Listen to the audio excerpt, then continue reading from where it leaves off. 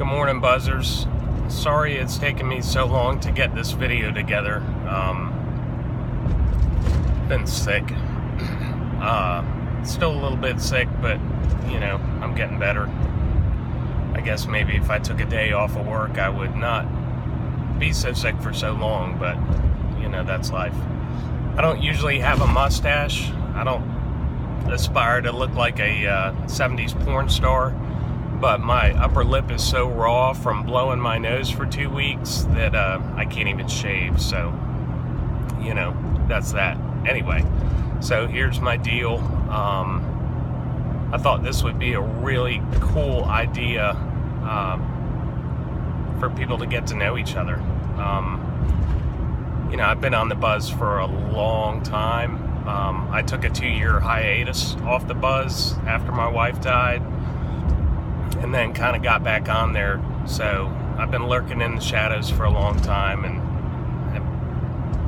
just an infinite amount of knowledge was gained from all you guys, and I read all your posts, and I really, really enjoy the sense of community that's on there. But enough for the plug for Treebuzz. Anyway, so what got me into tree work? So I've been on the fire department for 18 years, a fairly busy fire department in more of a urban/suburban setting. So also been a paramedic for, I guess going on 21 years. So initially, doing part-time, I would work in Norfolk on my full-time job, and before I got promoted, I used to ride the ambulance for 12 hours on my shift and ride the fire truck for the other 12 hours on my shift. And then I would leave work and I would go to the city of Portsmouth, which at one point was like, per capita in the top 10 in the United States for homicide. So I spent a long time working the ambulance in Norfolk and then working the ambulance in Portsmouth until I just kind of finally found my breaking point and was totally burned out and just had lost all interest in pretty much everything. So I stopped working part-time and I was struggling. So my wife had this friend who decided he was going to start being a climber and doing tree work. So I went out and worked with him one day. It was kind of interesting.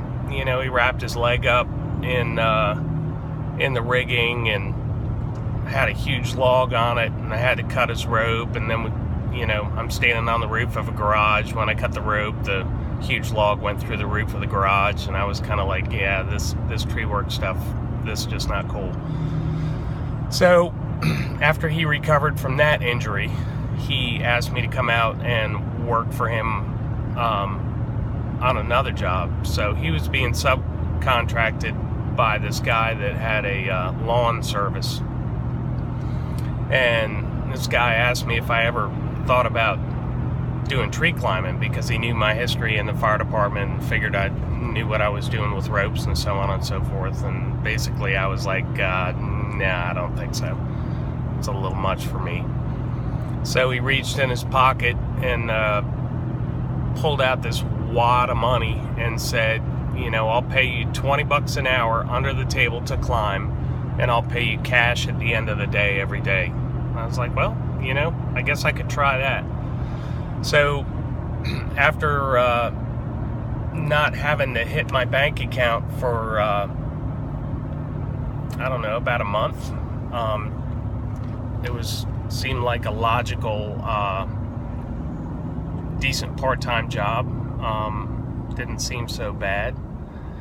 He was teaching me how to climb, which was interesting because all I used was a flip line. I did not use any climbing lines, any of that, and it was it was a little unnerving, and there were too many times every day where a little voice in my head said, this can't be right. This can't be the way this is supposed to be done.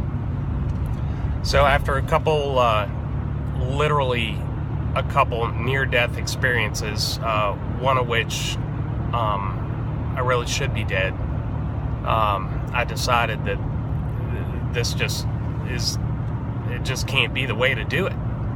So I found the Treebuzz, I found magazines, I found the internet, I found Steve Chisholm's courses at Rutgers in New Jersey. So basically I started commuting back and forth from Virginia to Rutgers to take as many of those, I guess you can call them arborist classes, and found out that there was, in fact, a different way to do this stuff, and a way to do it generally without getting yourself killed. But I never thought I would be any good at it, because I'm in class with guys that are looking at these big, huge trees on campus, and Mark is coming in and giving climbing demos, and I'm seeing people talk about getting to the very tips of these codominant trees, and I'm just, there's no way I'm going to be able to do that. But being anal retentive and the kind of person that starts something and then has to go completely head first into it, relentlessly head first into it, I decided, I'm going to give this a go. So the guy I was working for was the kind of guy who would leave blowers on the job site and then just never go back and get them. And he had business cards made with my name on them. I was selling jobs. I had absolutely no idea what I was doing. I was selling jobs for like $300 a tree because I thought that was a reasonable price, and it just wasn't working out. So I figured, I could do my own thing. So I went into business. I started with a Ford Expedition and a F-150 pickup truck bed trailer that was falling apart, and cut stuff and put it on the trailer and took it to the dump.